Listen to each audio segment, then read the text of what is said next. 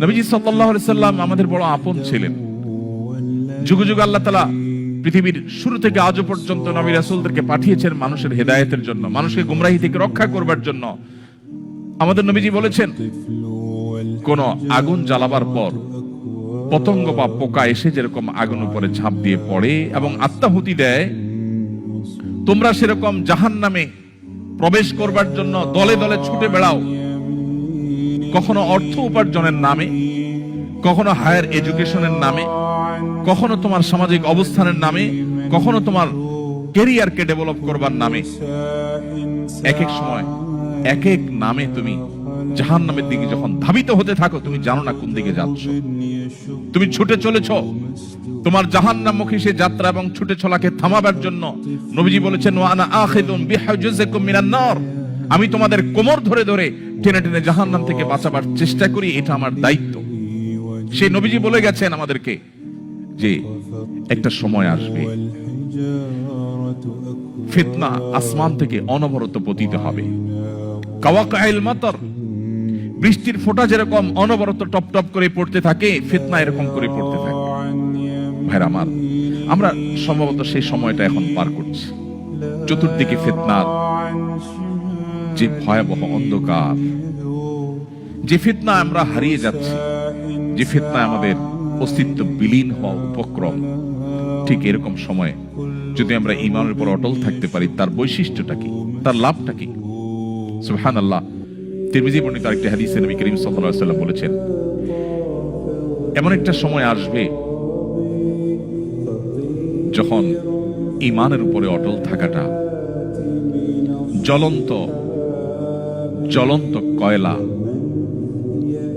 আগুনের কয়লা হাতে রাখার চাইতে কঠিন হবে বা হাতে রাখার মতো হবে। নবীজি বলেছেন, সেই সময় সবর করাটা, ঈমানের উপরে টিকে থাকাটা, সমাজের সবাই একটা স্রোতে দৌড়ায়, তার বিপরীতে দৌড়ানো সহজ বিষয় নয়।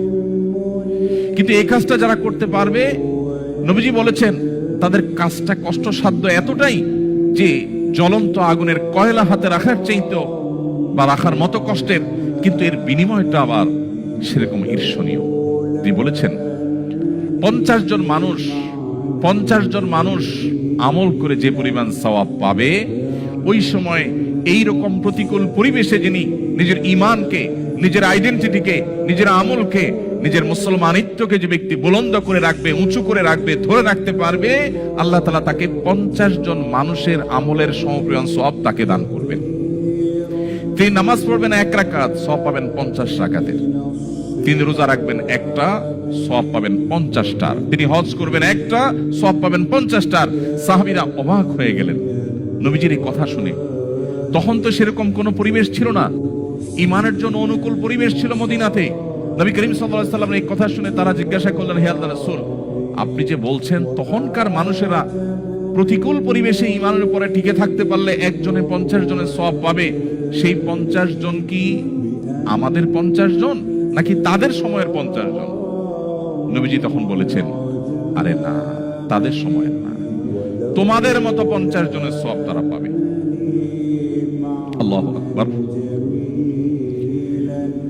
সাহাবায়ে কেরামের যে মর্যাদা, সেটা নতুন করে বলার অপেক্ষা রাখে না। কিন্তু প্রতিকূল পরিবেশে নিজের ঈমানকে, মুসলিম আইডেন্টিটিকে যদি কেউ উঁচু করে সেটাকে নিরাপদ রাখতে পারে, তার আঁচলকে বাঁচাবার জন্য সে যদি সংগ্রাম করে টিকে থাকতে পারে, জ্বলন্ত কয়লা হাতে রাখার মতো কঠিন কাজটি যদি সে করতে পারে, নবীজি সাল্লাল্লাহু আলাইহি সাল্লামের হাদিসের এই ভবিষ্যৎবাণীর আলোকে এই সুসংবাদ সে পাবে। আল্লাহ তাআলা আমাদের সবাইকে শক্তিশালী ঈমানের অধিকারী হওয়ার মধ্য দিয়ে